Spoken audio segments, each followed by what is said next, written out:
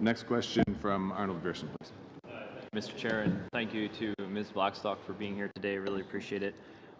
Just a couple of things that I was hoping. First of all, when you say Marshall Plan, could you just clarify that for me, what that term means?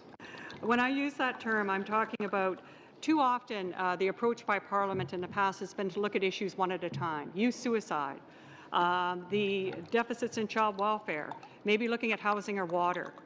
What we haven't done yet is looked at the causal factors that tie all of those things together, which is, in my view, the inequities, the lack of recognition and support for community-based solutions, and the lack of capacity in the federal government. I think those are the types of things we need as a Marshall Plan to address all these inequalities across all areas of experience.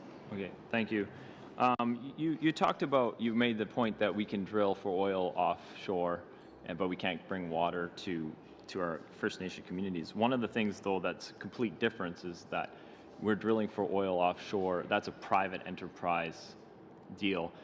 Bringing water to First Nations is entirely the federal government's responsibility. There's other areas of life where, when it's entirely a federal government responsibility, we have complete failure in other areas as well. Not only bringing water to First Nations, but also in my own province of Alberta, we have caribou, and in the only two herds that have disappeared have been in Jasper and in Banff, both areas where it's entirely federal government jurisdiction. Have you looked at maybe is there any like private industry that has the capability of bringing in some of these things that you have, having it like an alternate model? For example, one of the interesting things that I think about is in Airdrie, Alberta, they have significant hail issue. Now you think there's nothing we can do about hail. However, the insurance industry, which is a private enterprise, they actually seed the clouds to make the hail smaller, which is something that I had no idea. There may be like a private recipe for success in some of these instances. Is that been on your radar at all? You know, member, you raise an important point. I used to work off reserve in one of the richest municipalities in Canada, the West Vancouver, in the British properties doing child protection. Never once was I asked for those people, as rich as they were, to seek out private subsidies for their delivery of child welfare. There are some services in this country we have declared as being a public good, and First Nations should not be required to get private subsidies for services that are a public good for everybody else. That in itself would be discriminatory, and I'm sure not something you would support. The other piece that's important to look at is that the Royal Commission on Aboriginal Peoples is reaching its 20th year anniversary this year. And it was the beginnings of that Marshall Plan we talked about.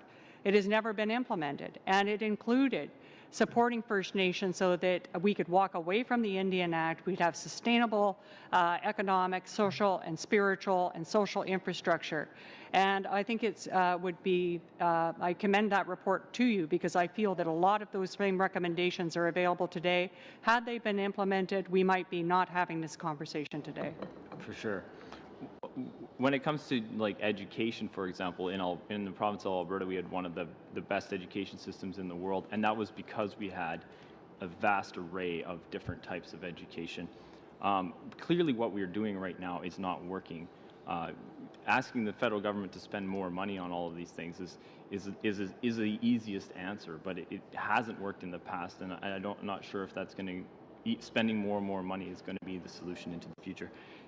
All due respect, there's never been a time when First Nations children have received an education equitable to what other Canadians have received. That's never been tried. And I'd like to see it. We know from the work of the Martin Aboriginal Initiative that brought 2 schools up to par for equitable funding, that those kids went from very low rates of literacy to exceeding the rates of literacy for non-Aboriginal kids within just a few years. So I think there are demonstrated projects that show that that would work.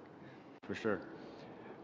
One of my last questions is just the family child, or the First Nations Child and Family Caring Society. Where does your funding come from, the entire society?